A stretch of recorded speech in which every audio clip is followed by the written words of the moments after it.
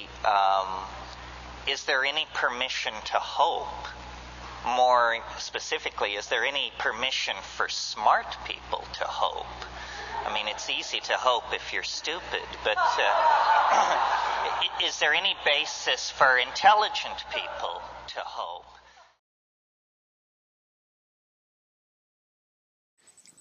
I sent this postcard from the banks of the river Lethe, the river of forgetting. Here the ancient heroes had to cross to reach Elysian fields, but they had to leave life's memories on this side, and they must have wondered what was the point. Divine solace, but irretrievably removed from the life they had cherished. Would I strive for an afterlife that required that I expunge all trace of this life from my memory? Here, as I feel the bite of my chemo treatment, with hair falling, body aching, stomach heaving, energy waning, but memory and vitality buzzing, I'm not at all sure that I would. And with the chill breath and ever-present awareness of death, Becker's last denial, it's hard to maintain. And I wonder, with Terence McKenna, should intelligent people hope or despair? To only be able to escape despair with a comforting God is to me a most profound lack of hope in life itself. What interests me is, can we find a reason to hope in a universe without God? When I recall the toxic trope of the Darwinian atheism, I'm reminded of our human condition, clawing out of primeval mud over the corpses of the unfit, which of course is eventually all of us. And if that were not desperate enough, it's an improvement on the pre-scientific, the creator who exacts an ever-present awareness of death as a reward for the hubris of our aspiring too highly. This is the true meaning of the fall from Eden. But since Darwin, for less than 2 centuries, we've had to reimagine our plight without the comfort of this high-cost divine rescue plan, and only some can stand the dread of risking dispensing with divinity and face the prospect of doing eternity on their own, with annihilation of the self.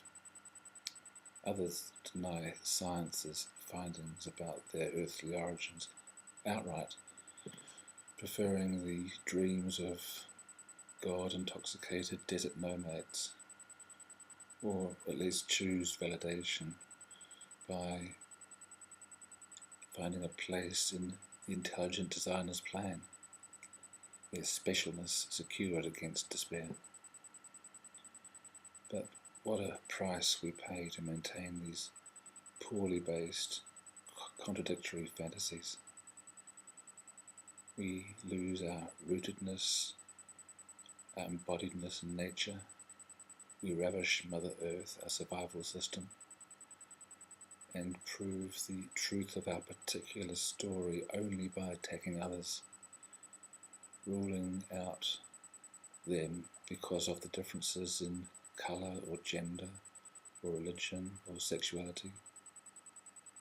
We find ourselves trapped in our own cultural tyrannies because they support our fragile narratives of denial, as Ernest Becker so well reminded us in the book Denial of Death.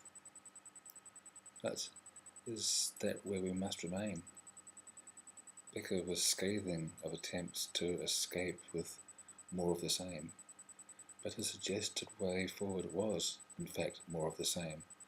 Still a program for a hero, but hard-edged with a relinquishment of old illusions that went eyeball to eyeball into the abyss of oblivion.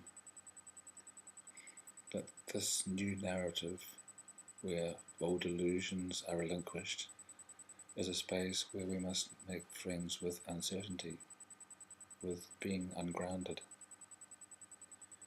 But even before we can learn to survive the vertigo of that mindset, surely the skillful course is the one that enhances our ability to respond to life rather than shrink from it. The one of hope, not paralyzing despair. Hope which enhances life. Despair depresses it. And if we can choose our disposition, we'd better choose hope over despair. As that well-known Cherokee story goes, the wolf to feed had better be the one that we can live with. Let's analyse it. Most people's experience of their own life, as it is lived, is both joyous and tragic. Nature has loaded the bases so that we are drawn down our road to death by moments of almost unbearable joy and lightness of being. We must love our life more than we hate it, or at least our life feeds hope more than it feeds despair. The fact is, we don't commit suicide because we can't quench that flame of hope that life is worth living. Sure, suffering exists, but despair of life because of the existence of suffering seems to me to be a deeply subversive act against the good of humanity. It's an infection of the collective consciousness.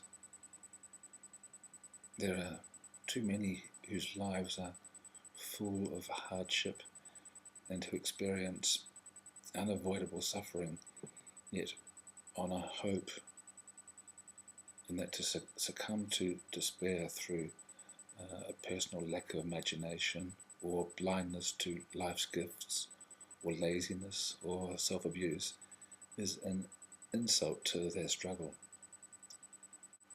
It's the way of the shallow and the unskillful. So in a universe with God, hope is a false hope. It's not a hope in life itself. It's a hope only if God can come and make it better. On the other hand, are there good reasons to hope in a godless universe? That will be the subject of the next video.